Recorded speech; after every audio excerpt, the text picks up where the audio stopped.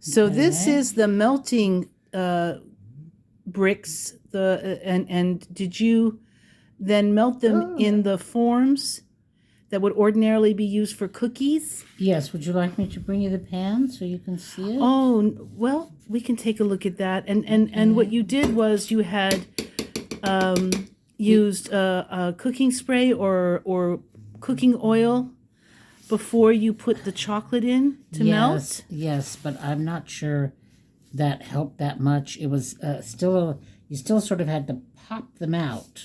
I see. You know, I think if there was a big enough pan, yes, only one of them had to go back in to be used. I see. Okay. And this here is food coloring and gel. It has to be gel food coloring. Gel food coloring and candy. Melting candy. Melting candy. Candy melt. Candy melt, which came in bricks, which we saw earlier. Sometimes they come in chips. Ah. But you have to melt them.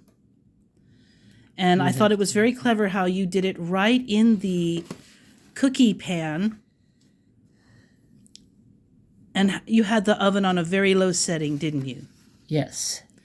And then you took it out and you put it in the refrigerator, not the freezer, the refrigerator. And 30 minutes later, you ended up with these that you were able to paint with more. See, they're quite hard. Candy melt. Be handled. Beautiful.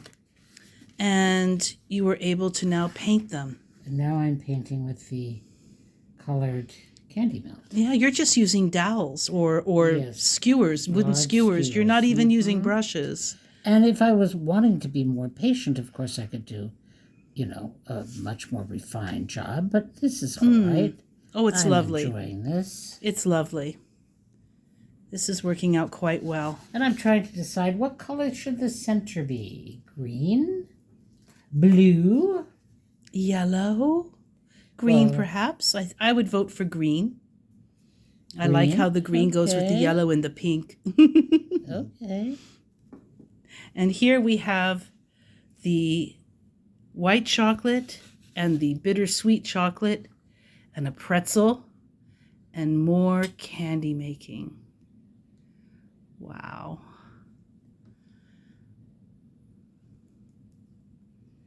Here we are.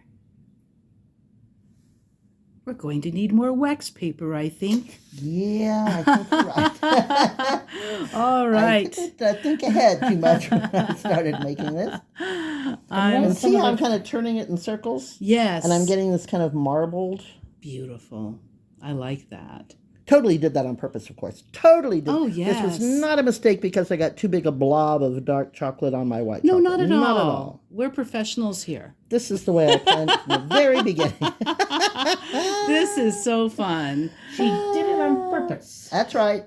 I think you have just enough room there, and I'll get some more wax paper because it looks to me like we're not quite ready. Oh boy. Quite ready to stop. And of course, there's so much we can do. Well, this has been so much fun. Thank you for sharing this experience. What a great way to spend a Sunday afternoon, a week before Easter.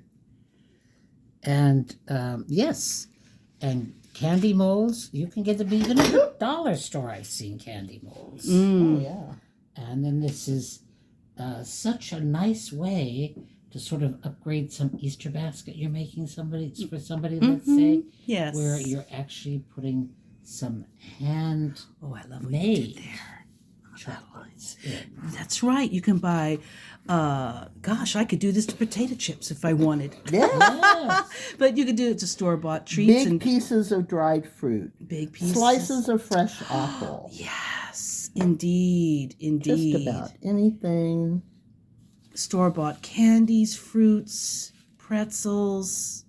Well, thanks again, and happy spring, everyone.